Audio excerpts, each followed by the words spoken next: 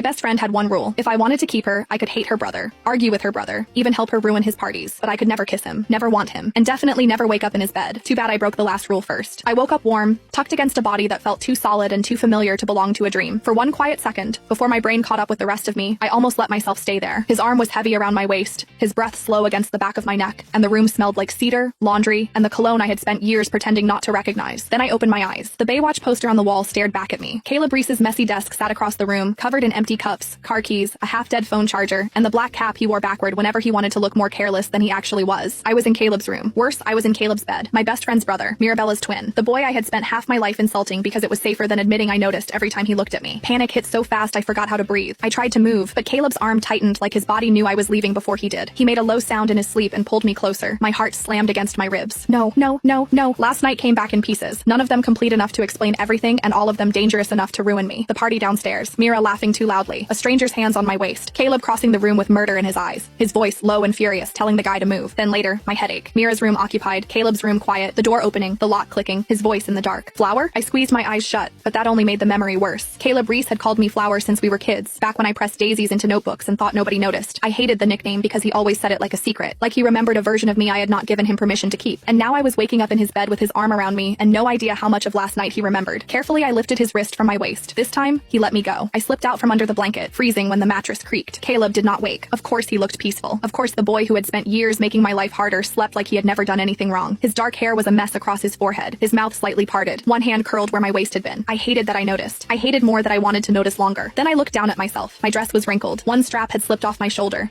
My lipstick was ruined. My knees were faintly bruised from a memory I was not ready to examine, and one of my earrings was missing. That was bad. The mark just below my collarbone was worse. I touched it with 2 fingers, and my stomach dropped. A dark bruise bloomed there, half hidden by the neckline of my dress. Not from a fall, not from the party crowd, not from anything I could explain if Mira saw it. Caleb had left evidence. The worst part was that some small traitorous part of me did not hate it. I grabbed my heels from the floor and tiptoed toward the door, stepping over a red cup, someone's jacket, and a phone that definitely did not belong to Caleb. The hallway outside looked like a crime scene after a frat party. Crushed cans, glitter, tissues, somebody's broken sunglasses, and a smell I refused to identify. I made it to the bathroom and locked myself inside. The mirror was worse than the room. My hair was tangled. My eyeliner had smudged into soft shadows under my eyes. My lips looked swollen in a way that made heat crawl up my neck. I turned on the faucet just to cover the sound of my breathing and tried to fix myself with shaking hands. Bailey? Mira's voice came from the other side of the door. My heart jumped into my throat. Are you in there? I yanked my hair over my shoulder, hiding the mark near my collarbone. Yeah, I called too quickly. Almost done. Everyone left, she groaned, and I need to pee before I die. I opened the door with what I hoped was a normal face. Mira leaned against the wall in last night's dress, arms crossed, mascara smudged, looking like a girl who had survived her own bad decisions and was ready to judge mine. Her eyes narrowed. You look awful. Good morning to you too. Where were you last night? I checked